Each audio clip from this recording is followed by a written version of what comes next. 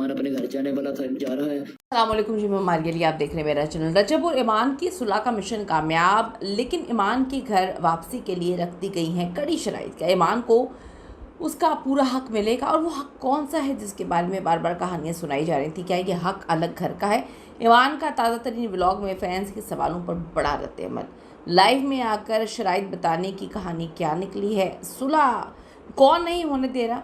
जब सभी चाहते हैं कि सुलह हो, तो फिर कौन है जो सुलह नहीं होने दे रहा? वो भी काफ़ी अरसे से। सब नाम बता दिए कि कौन है जो अंदर का बंदा है और सुलह सफाई नहीं होने दे रहा था। आज की वीडियो में से बात करते हैं।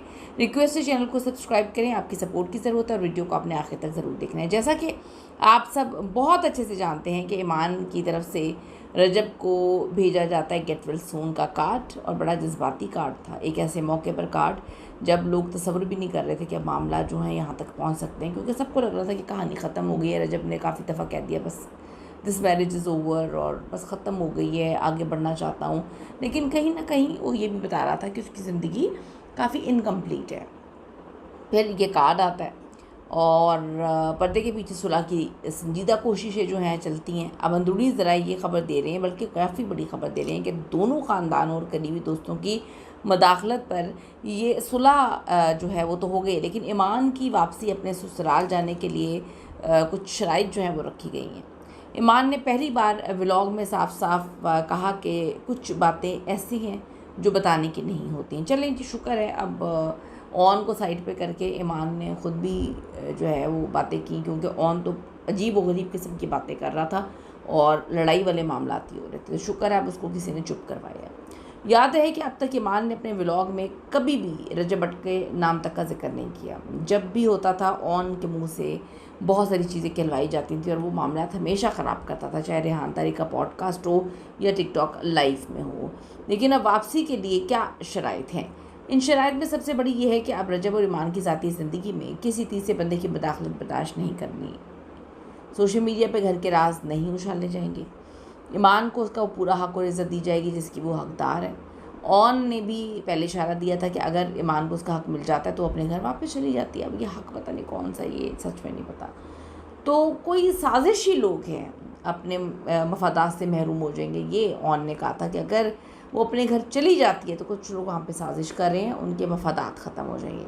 मज़ेदार बात है कि फ़ैंस की नज़र में वो तीसरा ऑन शेख ही है।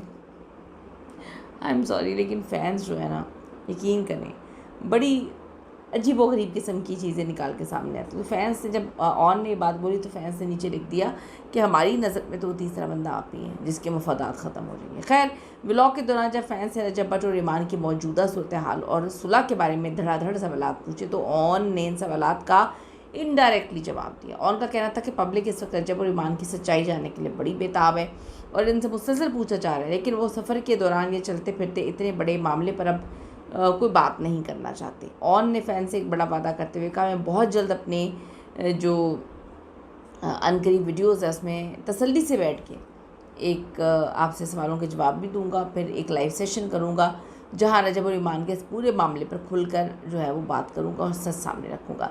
जहां सुलह की बातें हो रही हैं वहीं ऑन का जो है मामला भी अजीब है। लोग उसके गुस्से से बड़े तंग हैं कि एकदम से वो पेट की बातें निकाल देता है, घर की बातें निकाल देता है, गुस्से में आ जाता है, और लोगों का ये क्लेम है कि हंसते बसते घर को इसकी वजह से जो है बसने नहीं दिया गया। ऑन ने व्लॉग में इन लोगों पर शदीद मायूसी और गुस्से का इजहार किया जो सोशल मीडिया पे पुराने कमेंट्स निकाल रहे हैं, पुरानी ऑडियोज़ निकाल रहे हैं और पुरानी कहानियाँ दोबारा शेयर कर रहे हैं कि नेगेटिविटी फैल रही है। भाई नहीं करना चाहिए, सही बात है, लेकिन आपको भी तो नई बातें नहीं करनी चाहिए। आप नई नई बातें कर रहे हैं, नहीं करना चाहिए, डिस्कस ही नहीं करना चाहिए। ऑन ने इन लोगों का नकाब उतारते हुए कहा, ये वो लोग हैं जो सामने तो ख़ुद को फैंस कहते हैं, हमदर्दी दिखाते हैं, लेकिन पर्दे के पीछे सारा का सारा नेगेटिविटी और कहीं से मामला इनके चल रहे हैं। अब देखना ये है कि जब ऑन अपने लाइव सेशन में आएंगे तो कौन से बड़े राजों से पर्दा उठाएंगे, और आपके ख्याल में रजब और ईमान को माजी भूलकर अब क्या नई शुरुआत करनी चाहिए? क्या अब इनके बीच में लोगों को आना चाहिए? आपको क्या लगता है कि सारी चीज़ें अच्छी होनी चाहिए? आपको क्या लगता है कि एक बारी जो लड़ाई ख़त्म हो रही है क्या ये दोबारा शुरू नहीं हो सकती है?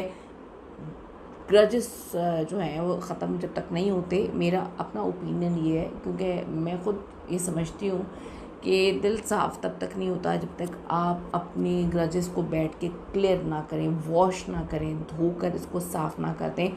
अक्सर लोग क्या करते हैं, ऊपर ऊपर से लेपापोती कर देते हैं और वो ज़ख़म अंदर से भरते नहीं हैं। तो प्लास्टर नहीं लगाना होता, दवाई लगा के डॉक्टर से इलाज करवाना होता है। और कौन कहाँ पर क्या करता है सबको बहुत अच्छे से पता है। आप ज़रा कमेंट ज़रूर करिएगा कि कौन है आपके मुताबिक जो इस घर को बस नहीं देना चाहता था। See you in the next video. Allah ने के बाद।